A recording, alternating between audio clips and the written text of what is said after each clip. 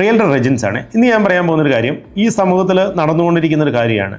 ചില ആൾക്കാരുണ്ടാവുന്നുണ്ട്, അത് ഞാൻ എല്ലാവരെയും ഒന്നും പറയുന്നില്ല, ചില ആൾക്കാർ, വളരെ ചുരുക്കം ചില ആൾക്കാർ ഇവരെന്ത് ചെയ്യുന്നു വെച്ചാൽ പല ഏജൻസിനെയും വിളിച്ച് പ്രോപ്പർട്ടികൾ ഇങ്ങനെ കണ്ടുകൊണ്ട് കിടക്കുന്നുണ്ട്. കടന്നു വന്നിട്ട് ചിലപ്പം ഒരു പ്രോപ്പർട്ടി തന്നെ പല ഏജൻസിനെയും കൊണ്ട് കാണുവന്നിട്ട്, പക്ഷേ ഇവരൊന്നും വേണ്ടത്തില്ല.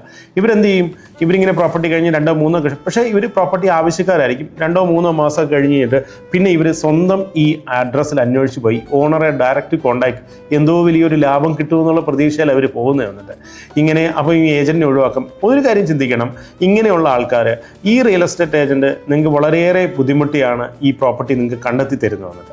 അപ്പോൾ ഇത് കണ്ടെത്തി തരുമ്പം ഇങ്ങനെ ചിന്തിക്കുന്നത് വന്നിട്ട്, ഞങ്ങൾക്കൊരു പ്രോപ്പർട്ടി അല്ലേ കണ്ടെത്തി തന്നുള്ളൂ, അവർക്ക് എന്താ ചിലവുള്ളതെന്ന്. പക്ഷേ എന്തുകൊണ്ട് ഈ പറയുന്ന വ്യക്തികൾ ഡയറക്റ്റ് ഒരു പ്രോപ്പർട്ടി കണ്ടെത്തുന്നില്ല, ഏജൻറ്റിനെ എന്തുകൊണ്ട് ഡിപ്പെൻഡ് ചെയ്യുന്നു എന്നിട്ട്? ഇപ്പോൾ ഇങ്ങനെയൊക്കെ കണ്ടെത്തി കഴിഞ്ഞിട്ട് ഈ പ്രോപ്പർട്ടിയെ കണ്ടെത്തി കച്ചവടമൊക്കെ നടന്നു കഴിഞ്ഞ് കഴിഞ്ഞാൽ ഈ ഏജൻറ്റിനെ അറിയിക്കത്ത് പോലും ഇല്ല, പിന്നെ കണ്ടാൽ മിണ്ടത്ത് പോലും ഇല്ല.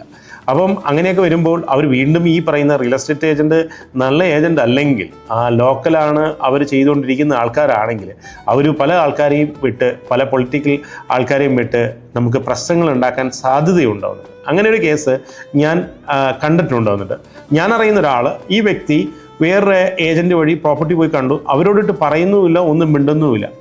ഏകദേശം നല്ലൊരു വലിയ വിലയുള്ളൊരു വില്ലയാണ് എടുത്തിരിക്കുന്നത്. പിന്നെ ഇതറിഞ്ഞു, പിന്നെ അതൊരു അവിടെയുള്ള രാഷ്ട്രീയ പാർട്ടികൾ ഇടപെട്ടു, ലാസ്റ്റ് കൊടുക്കേണ്ട പൈസ കൊടുക്കേണ്ടിയും വരികയും ചെയ്യും. ഇങ്ങനെയുള്ള ബുദ്ധിമുട്ടുകളൊക്കെ ഉണ്ടാക്കുന്നുണ്ട്. അതുകൊണ്ടൊരു കാര്യം ചെയ്യുക, നിങ്ങൾ റിയൽ എസ്റ്റേറ്റ് ഏജൻറ്റ് സമീപിക്കുമ്പോൾ അവർ വഴി തന്നെ നിങ്ങൾ ബിസിനസ് ചെയ്യാൻ വേണ്ടി ശ്രമിക്കുക എന്നുള്ളതാണ്.